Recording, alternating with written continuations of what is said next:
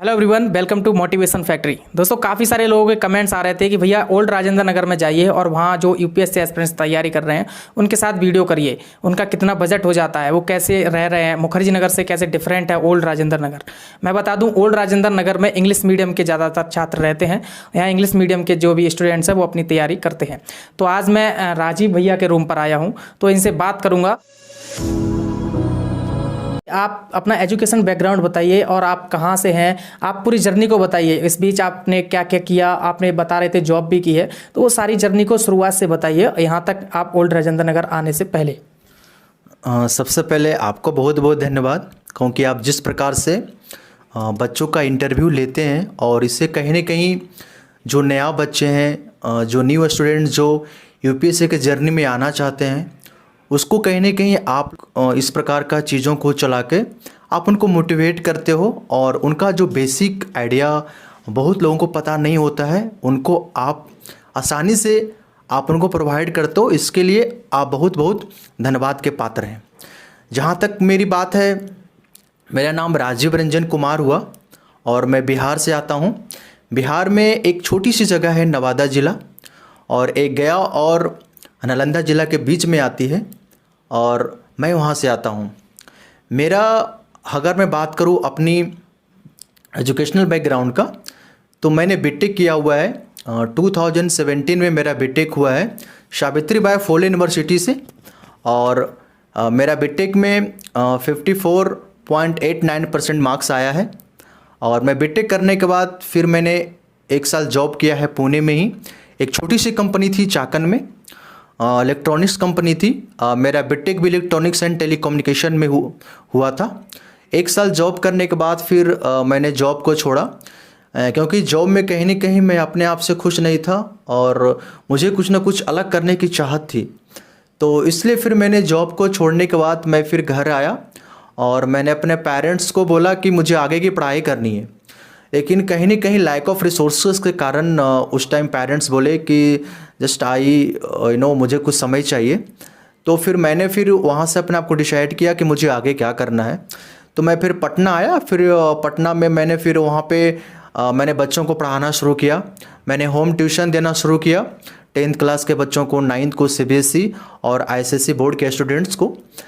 फिर वहाँ से फिर मेरी थोड़ी बहुत अर्निंग फिर शुरू हो गई, और मैं 1 से 1.5 साल तक मैंने टीचिंग में अपना टाइम दिया।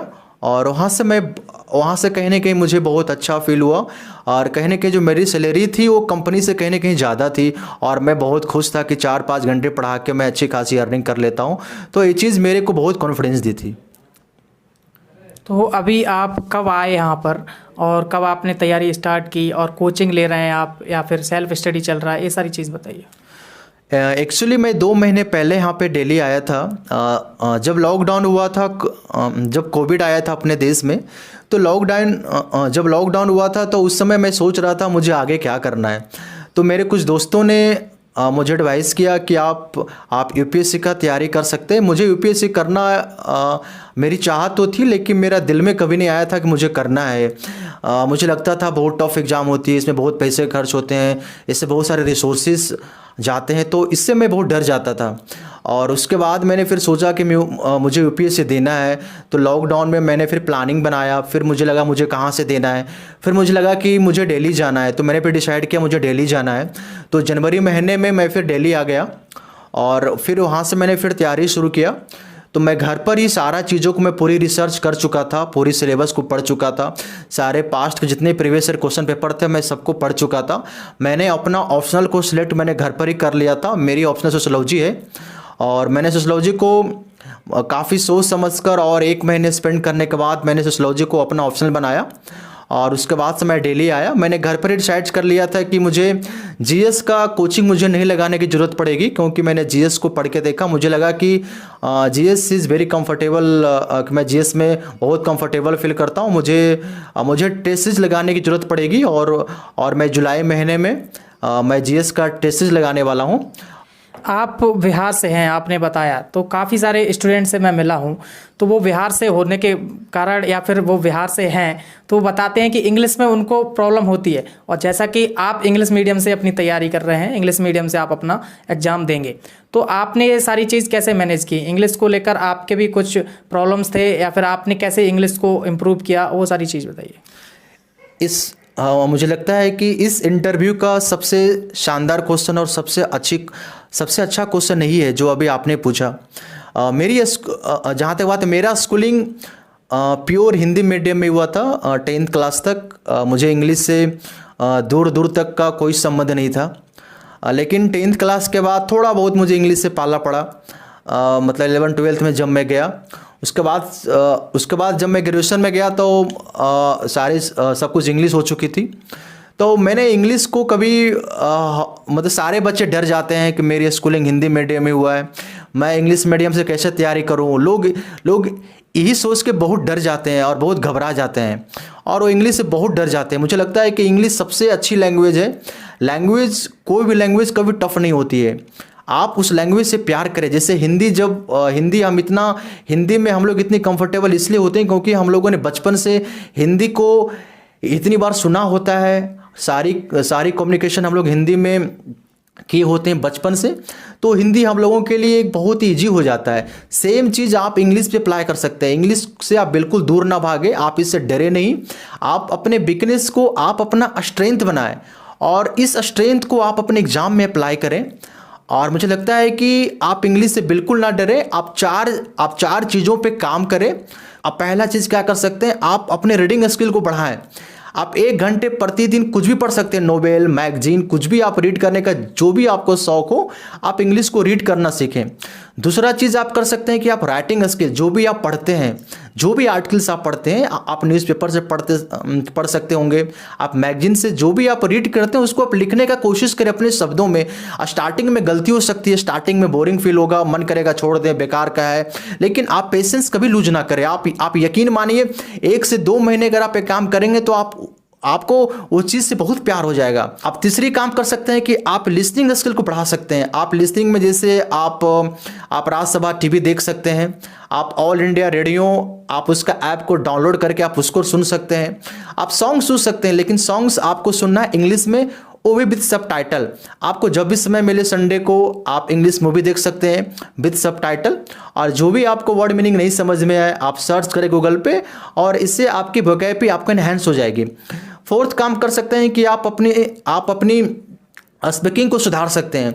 इसके लिए आपके जो भी फ्रेंड्स हैं जिसको इंग्लिश थोड़ा बहुत भी समझ में आती है, आप उनसे बात करने की कोशिश करें। स्टार्टिंग में आपको थोड़ा बहुत लगेगा यार मैं इंग्लिश में बात करूं, मेरे फ्रेंड्स हंसेंगे मुझ पर, थोड़ा सा एक अजीब सा फील होगा, लेकिन आप यकीन मानिए 1-2 महीने काम करेंगे तो आप इंग्लिश से बहुत प्यार करना शुरू कर देंगे और दोस्त भी आप पे प्राउड फील करेंगे। आपने अभी हमारी बातचीत हो रही थी ऑफ कैमरा, तो आपने बताया कि आप फाइनेंशियली सपोर्ट घर से नहीं लेते हैं। आप 2017 जब आपने जॉब छोड़ी तब से ही आप फाइनेंशियली सपोर्ट घर से नहीं ले रहे हैं। तो यहाँ पर दिल्ली में रहना खर्चा काफ़ी ज़्यादा हो जाता है, रूम का, खाने पीने का, वो सारी चीज़। तो आपके फ्रेंड सपोर्ट करते हैं आपने बताया, वो सारी चीज़ कैसे मैनेज करते हो और यहाँ पे कितना बजट हो जाता है आपका? अगर कोई स्टूडेंट्स बाहर से यहाँ तैयारी करने आ रहा है तो वो कितने बजट में मिनिमम सर्वाइव कर सकता है? जो मेरे दोस्त हैं वो हर प्रकार से मेरे साथ खड़े रहते हैं और मुझे हर प्रकार से फाइनेंशियली हो, इमोशनली हो, हमेशा सपोर्ट रहते हैं। मेरे पेरेंट्स हमेशा बोलते हैं कि आपको कुछ भी चाहिए तो हम आपके साथ हैं।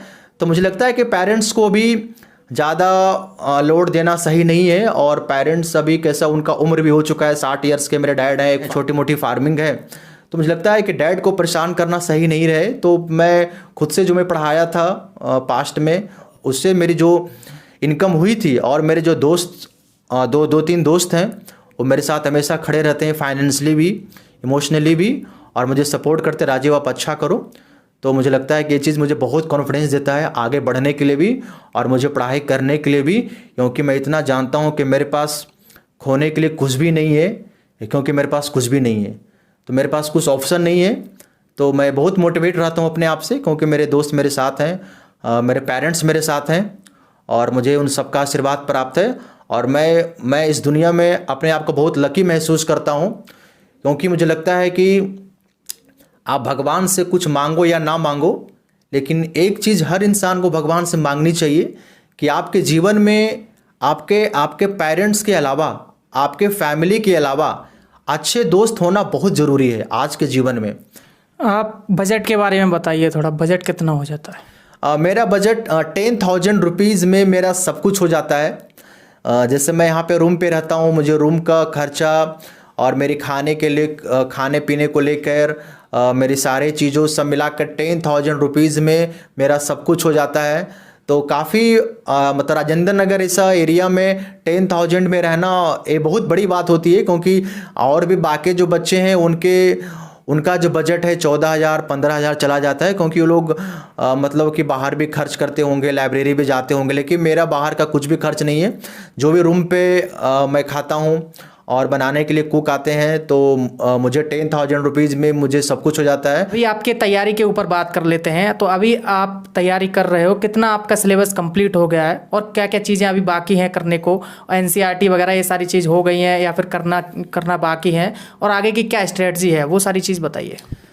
मेरी तैयारी अभी 2 महीने से चालू है, और मैंने इन 2 महीनों में मैंने पॉलिटी का एनसीईआरटी और लक्ष्मीकांत का 75% पोर्शन मैंने ख़त्म कर दिया है। इकोनॉमी का मैंने सारी एनसीईआरटी में पढ़ चुका हूँ, और इकोनॉमी का हमने 30% सिलेबस मैंने ख़त्म कर दिया है। और अप्रैल महीने तक मुझे लगता है कि मेरी पॉलिटी और इकोनॉमी पूरी तरह से ख़त्म हो जाएगी, और उसके बाद फिर मैं इन्वायरमेंट और आईआर पे मैं अपना टाइम दूंगा। और अक्टूबर महीने तक मेरा प्लानिंग है कि मैं सारा जीएस पेपर को ख़त्म कर दूं, और अक्टूबर से लेके फिर जनवरी तक मेरा सारा फोकस मेरा ऑप्शनल पे और रिवीजन पे जाएगा। और मुझे लगता है कि फिर फरवरी महीने से मैं सारा फोकस अपना सिर्फ और सिर्फ प्रीलिम पे दूंगा। और जुलाई महीने में मैं मेंस का टेस्ट लगाने वाला हूं, और ताकि मैं अपने आप को जज करूं कि मेरी राइटिंग स्किल कैसी है, क्या मैं क्वेश्चन पेपर को किस प्रकार से लिख पाता हूं। तो जुलाई महीने से मैं टेस्ट लगाने वाला हूं मेंस का। चलिए, thank you for your time and best of luck for your future.